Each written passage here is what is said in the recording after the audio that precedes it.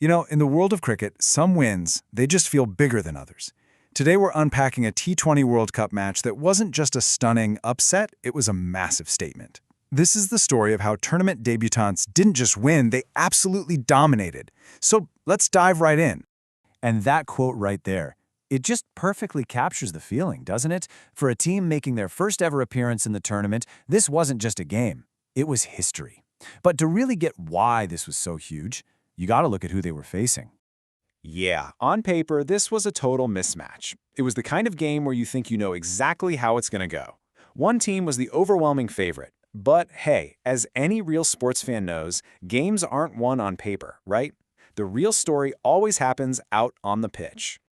And here's the matchup in a nutshell. So you've got Italy, total newcomers to the tournament, the absolute underdogs. And then you have Nepal, a team that just went toe-to-toe with a powerhouse like England and nearly beat them. The expectation? Easy win for Nepal.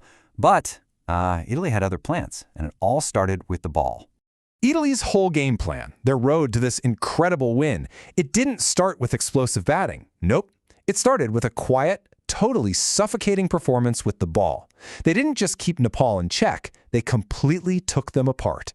And there was one guy in particular who was leading the charge. So in a T20 game, especially one with this much pressure, you need someone who can just rip the game wide open. For Italy, that man was Cristian Calligamage. He was the one who just grabbed the momentum and swung it completely in Italy's favor during that first innings.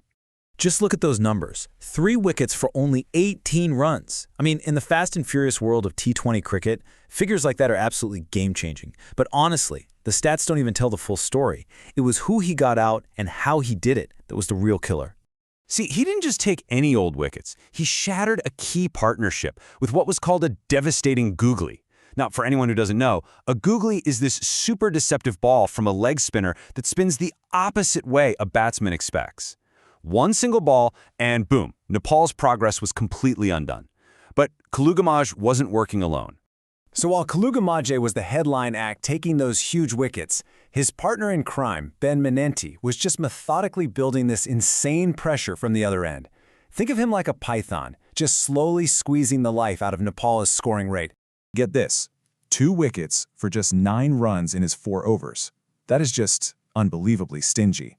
It meant Nepal's batsmen literally couldn't score off him, which just built up enormous pressure and gave them nowhere to go. So with Calligamage taking wickets and Menanti giving away nothing, the result was pretty much inevitable. That whole Nepalese batting lineup, the one that looks so tough against England, it just crumbled. And there you have it, the result of that bowling masterclass. Nepal held to just 123. That's a super achievable target, a perfect foundation laid by the bowlers. But, the job was only halfway done. Now it was up to the batsmen to finish it. Okay, so this is where the story goes from being a great team effort to something legendary. The run chase was led by 2 brothers, Anthony and Justin Moscow. And they didn't just win the game, they blasted their way into the history books. For the younger brother, Justin, this match was personal. It was about more than just winning. It was a chance for redemption after a really tough time in their last game. And talk about a comeback. I mean, you go from the absolute lowest of lows, getting out on your very first ball against Scotland, to the highest of highs, an unbeaten 60 against Nepal. That's the stuff sports movies are made of, right?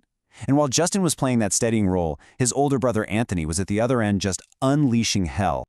So if Justin's innings was all about composure and redemption, Anthony's was about one thing: pure, raw power. He was described as even more destructive, and boy did he live up to that. He just backed himself to clear the rope again and again. This table here just lays out their dominance perfectly. Look, their final scores are almost identical, right? But check out the balls faced. Anthony's 62 came off just 32 balls, and that included a whopping 6 sixes. It was this incredible 1-2 punch of stability from one end and pure aggression from the other. Nepal had absolutely no answer. And that number, right there, that's the final exclamation point on their performance. A 124-run partnership, unbeaten.